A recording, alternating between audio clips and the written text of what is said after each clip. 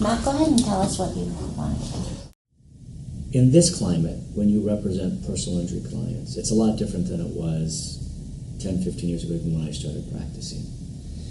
The issue of health costs being so expensive causes people to not get attention, right, or not get proper attention.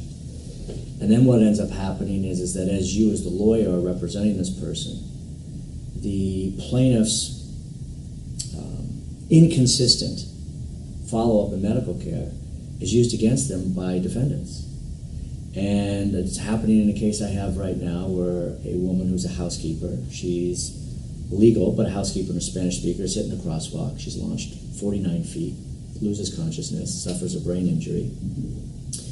But she has no health insurance. She's a housekeeper. Okay? And so we're getting ready for trial, which is in about a month or so, and you can see that the defense is trying to rely on the fact that she has inconsistent follow-up as evidence of the fact that it's not that bad, right? Because you would see a doctor. But this woman doesn't have access to health care. Okay? And she is an immigrant, and again, she's on a lower socioeconomic status, so it's not like she's going down to the California Health Insurance Exchange and signing up for Obamacare, if she could even afford it. Right?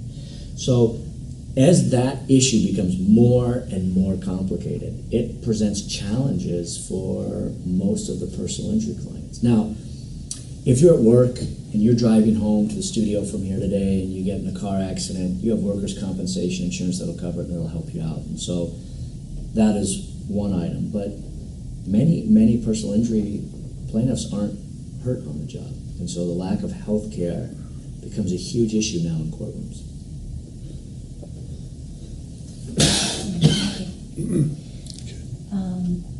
Matthew, one more question. Describe the range of clients that your firm serves. So our firm is fairly unique in that respect. We're 12 lawyers, and we represent individuals in a wide array of consumer-oriented cases. So personal injury, products liability, civil rights violations, employment cases, plane crash cases, consumer fraud class actions. And normally, plaintiffs' lawyers don't have that range. So within the last couple of years, Pat resolved a plane crash case. It was a private jet that crashed essentially on takeoff at Long Beach Airport. Last year I represented a 4.5-year-old child who had ingested lead paint chips in his apartment and didn't speak because of it. And so that's a wide range of personal injury cases.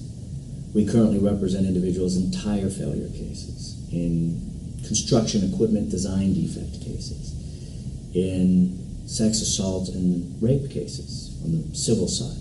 And then, of course, there's all the employment cases, the discrimination and retaliation.